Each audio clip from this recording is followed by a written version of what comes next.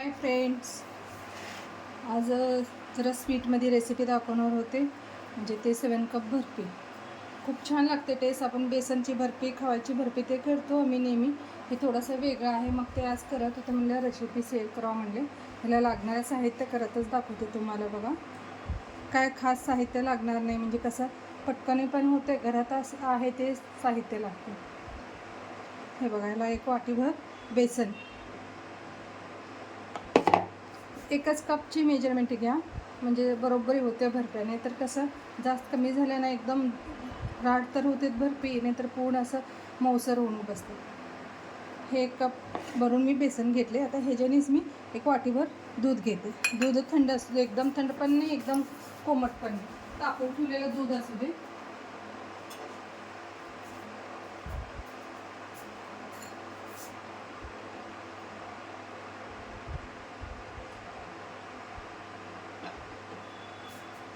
एक वाटीभर दूध घेतले मी, तापून ठेवलेलं आहे. एकदम गरम पण नाही, थंड पण नाही. आता ह्याच्यात थोडं थोडं घालून मिक्स करून घेऊ आम्ही. गुठले होऊ देऊ नका.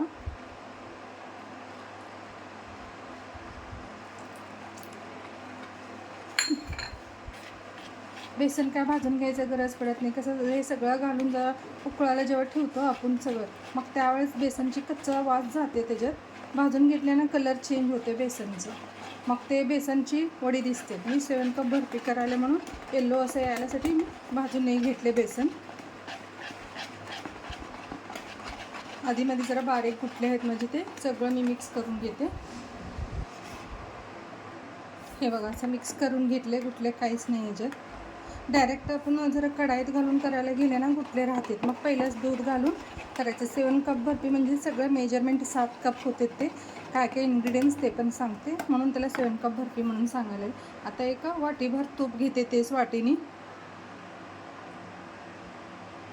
मी हे कप वाटीभर घातलेलं आहे तूप. आहे गॅस बंद आहे, अजून गॅस चालू केले नाही मी. आता हेच कपनी 2 वाटीभर साखर. कसं 3 घालायला पाहिजे, खरं 3 घातले ना खूपच गोड होते. मग 2.5 जरी बस झालं, 2.5 नाही तर 2 बस होते, म्हणून मी 2.5 घालायला.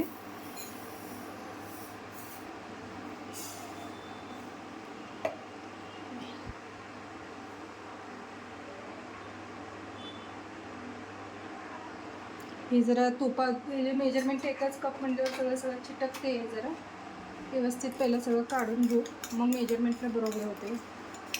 पहिल्याच वाटीला चिटकले असलं तर मग अजून त्याच्यात साखर घालत गेलं ना, साखर जरा कमी पडू शकते.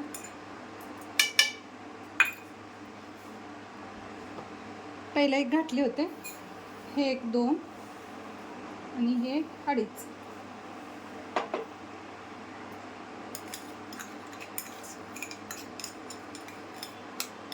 आणि ह्याच्यात अजून एक इन्ग्रेडियंट म्हणजे ओला नारळ असते ना आपलं, ते मिक्सरमध्ये घालून घ्या, नाहीतर किसून घ्या. ते वाटीभर, ते पण 1 वाटीभर घालायचं. जरी ओला नारळ नसलं तर बी तुमच्यात सुक्का खोबरं जरी किसून घेतलं तरी बी चालते. हे लईच तूप झाले म्हणून मी प्लेटमध्ये घेऊन घालायला. लई चिटकायला आले त्याला. मेजरमेंट 1 कप असते, ते वाटीनीच आहे 1 वाटीभर. मी मिक्सरमध्ये काढून घेतले. किसून पण घेतलं तरी येते, खरं लईच तोंडात खोबरं येते म्हणून ओला नारळ होतं माझ्याकडे, मग ते घालायला.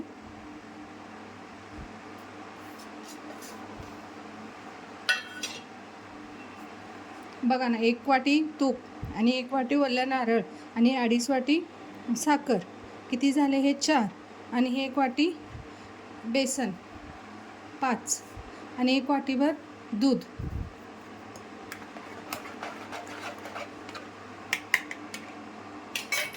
हे ह्याच्यात मिक्स करून घ्यायचं.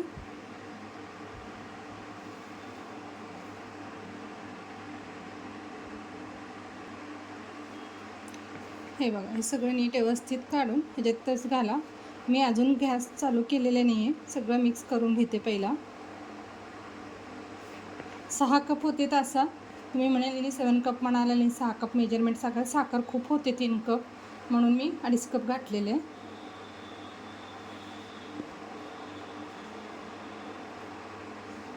आता हे सगळं पहिलं एकदा मिक्स करून घेऊ, नंतर ना गॅस चालू करू.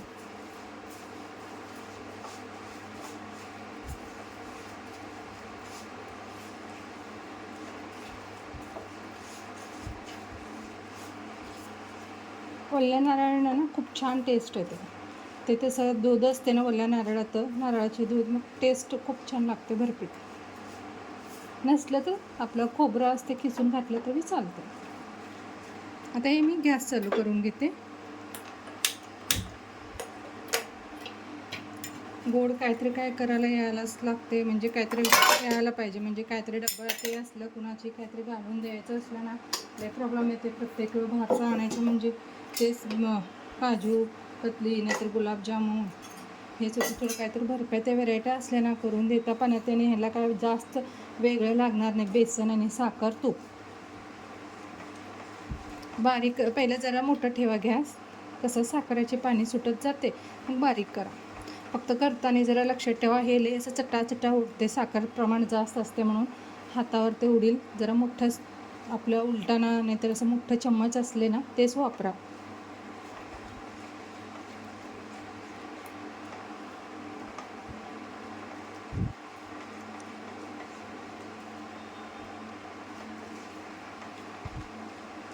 खाली लवकर चिटकते, बेसन ते असते म्हणून जरा फिरवत असता हात कंटिन्यू जरा. आणि एका ताटाला साईडला तूप लावून ठेवायचं, म्हणजे झाल्यावर लगे इथं घालायला येते आपल्याला. मी लावून ठेवलेलं आहे माझ्याकडे असं नॉनस्टिक होतं, ह्यालाच थोडं तूप लावून ठेवले.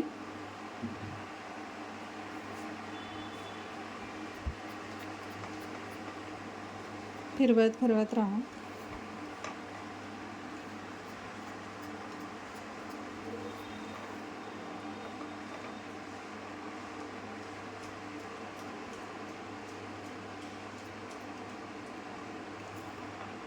हे जास्त कडायला लई लागते.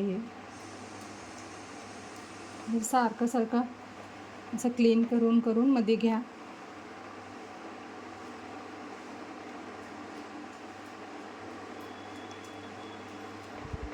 कोण काय करतात बेसन भाजून मग ह्याच्यात घालते, बरोबर आहे ते पण नाही म्हणत नाही, कच्चा स्मेल येते म्हणून. खरं ते मग बेसनची वडी होते ते. हे 7 कप बर्फीत ह्याच्यातच बेसन जरा भाजून घेतलं म्हणजे उकळत कच्चा वास पण जाते आणि ह्याचा कलर पण खूप छान येते. बेसन घालून जरी घातलं ना थोडंसं ब्राउनिश कलर येते ते.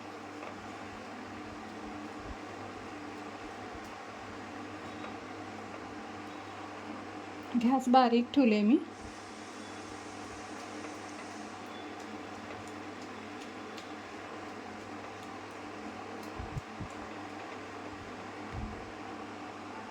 असंच हात फिरवत राहायचं.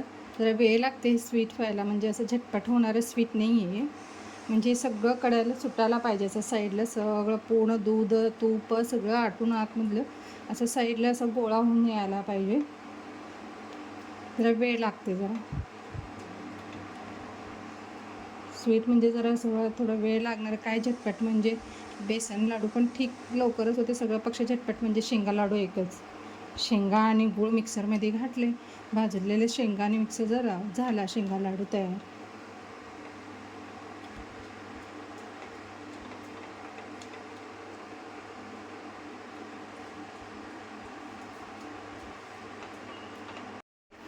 हे बघा फ्रेंड्स, असं एकदम फ्लफी छान भाजले गेले.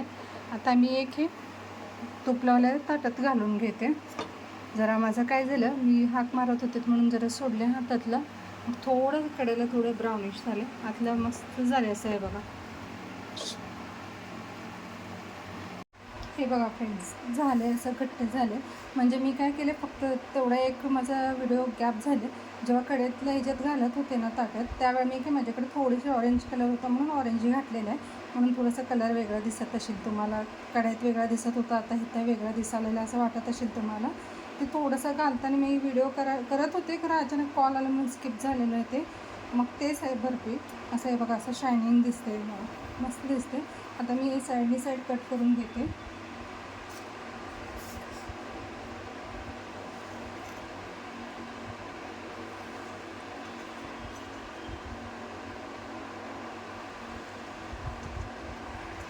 घट्ट पण झाले. आता कलर ऑप्शनल आहे, माझ्याकडे होतं म्हणून मी घातलेलं आहे. कलर नाही घातले तर बी चालतं आहे.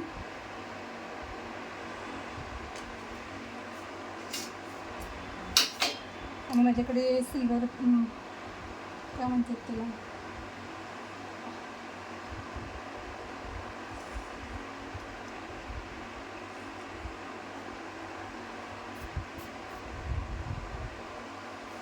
माझ्याकडे आहे म्हणून मी लावालेलं, ऑप्शनल आहे, तुमच्याकडे असलं तर लावा नाही तर नाही, असं काही नाही की कंपल्सरी लावायलाच पाहिजे म्हणून.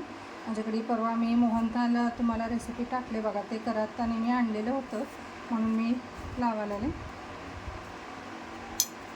कसं स्वीटलाही असलं तर छान दिसते. हे जरा माझं लईच ड्राय झालं, म्हणजे वरचं छान असं घट्टपणा आले म्हणून ते लवकर चिटकत नाही. माझा पण जरा लावायचं उशीरच झालं. जेव्हा थोडंसं कोमट असते ना त्यावेळी लावायला पाहिजे होतं.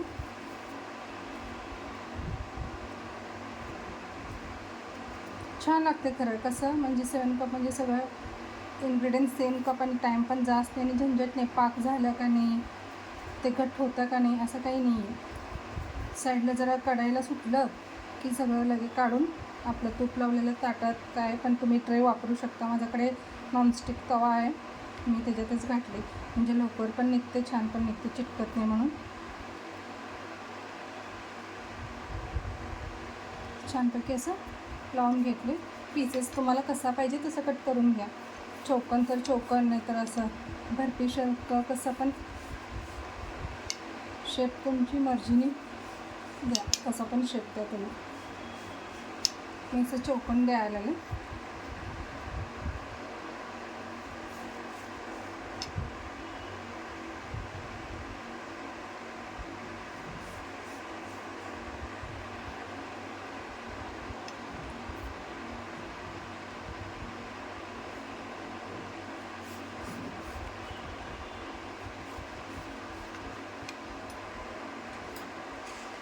तुम्हाला मी डेकोरेशन करून टाक. हे बघा, ह्यातलं थोडं मी काढून घेतलेलं आहे इथं साईडला, म्हणजे एवढं ट्रेला जेवढं डेकोरेशनसाठी छान दिसते म्हणून डेकोरेट करून दाखवा म्हणून ही डिश वापरले मी. कसं कुठलंही इन्ग्रेडियंट्स करायचं पण त्याचं काय आपण प्रेझेंटिंग करतो ना ते महत्त्वाचं असतं. असं बघितले ना असं लगे लुक तसं वाटायला पण पाहिजे की खावं असं म्हणाले. आजकाल तर लईच चालू आहे, म्हणजे असं टेस्ट कसं आहे हे माहीत नसते, कसं दिसते ते इम्पॉर्टंट असतं. हे बघा फ्रेंड, झालं माझं असं थोडंसं. मी असं माझ्याकडे छान डिश होतं, म्हणजे असं डायनिंग टेबल पण देणार, असं तर डायनिंग टेबलवर ठेवायला देणार आहे. जेवायला बसण्यामध्ये थोडंसं गुलाबचे पाकळे होते म्हणून असं मी छान डेकोरेट केले. जर माझी रेसिपी आवडत असेल तर मला माझ्या चॅनलला सबस्क्राईब करा आणि लाईक करा. थँक्यू.